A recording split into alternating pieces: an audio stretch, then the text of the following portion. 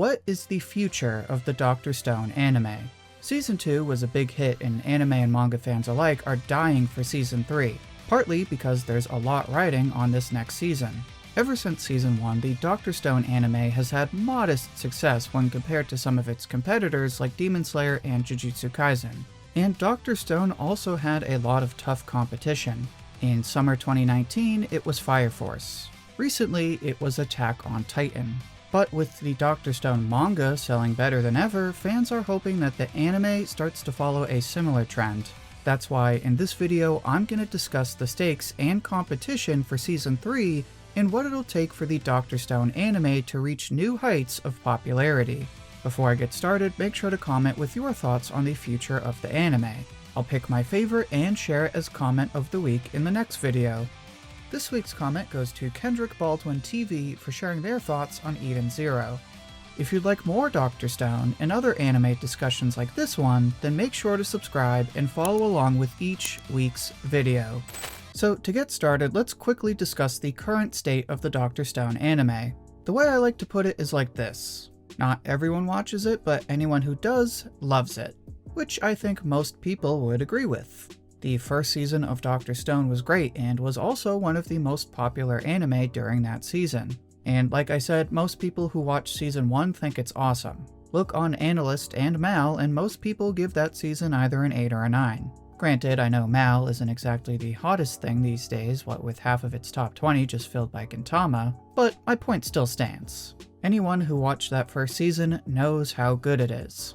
Unfortunately, as soon as Season 1 ended, it was rare to see any mention of Dr. Stone beyond its dedicated subreddit. But it was clear that, like anything else, the anime had definitely brought in some well-deserved attention towards the series as a whole. And the same was true for Season 2. With improved animation, epic battles, and plenty of heartfelt moments between the characters, Season 2 was probably even more popular than Season 1. And this is only supported by the fact that, at least in my experience, I've seen more people talking about the anime and more people starting the manga than ever before. But as popular as Season 2 was, it was definitely eclipsed by its competitors, Attack on Titan and Jujutsu Kaisen.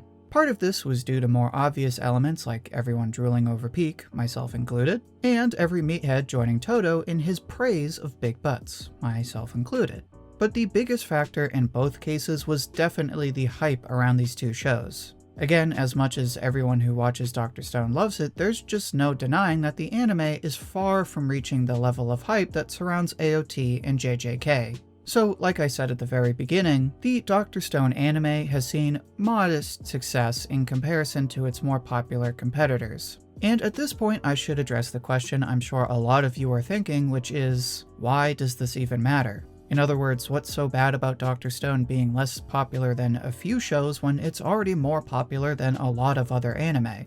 Well, in the grand scheme of things, it's not such a big deal, especially considering the manga is selling really well right now and will probably continue to do so.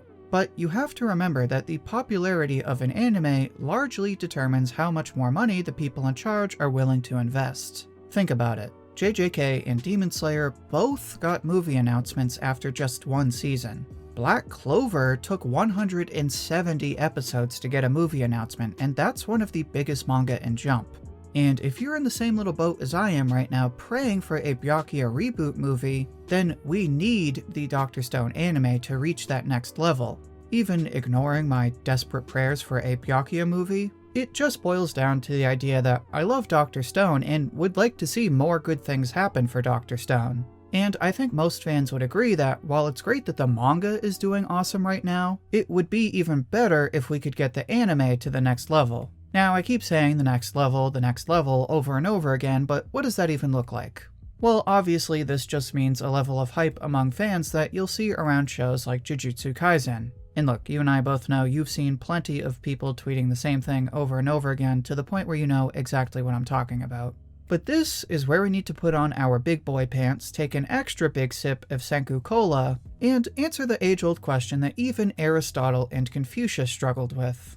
How does one build hype for an anime?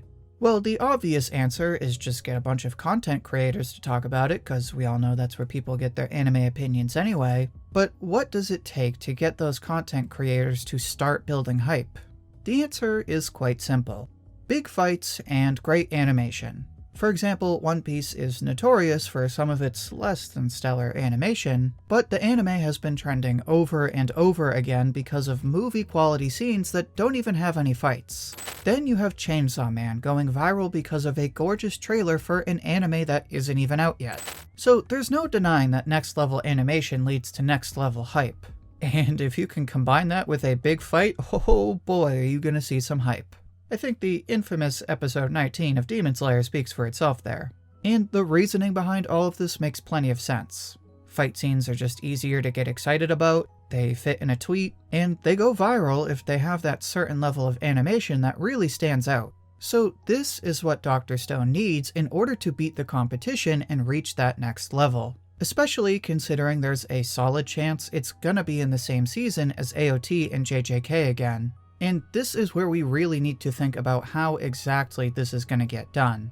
If this were season 4 or 5, then I'd have literally zero concerns because the material in those seasons has more fighting than ever before. But that's not exactly the case with season 3. Obviously, this season will at least adapt the Age of Exploration arc. But it isn't until the following arc that we get some really intense fights. And while it is possible we get a repeat of Stone Wars and only adapt the one arc, I think it's more likely that Season 3 adapts both arcs for a few reasons. For starters, it would average out to just over 2 chapters per episode, the same as Season 1 and about the same as Stone Wars. Second, adapting both arcs would adapt the entirety of Part 3, making it feel like one complete story. And finally, the arc after the Age of Exploration is the one that actually has the fights and ends on one of the biggest reveals in the entire story.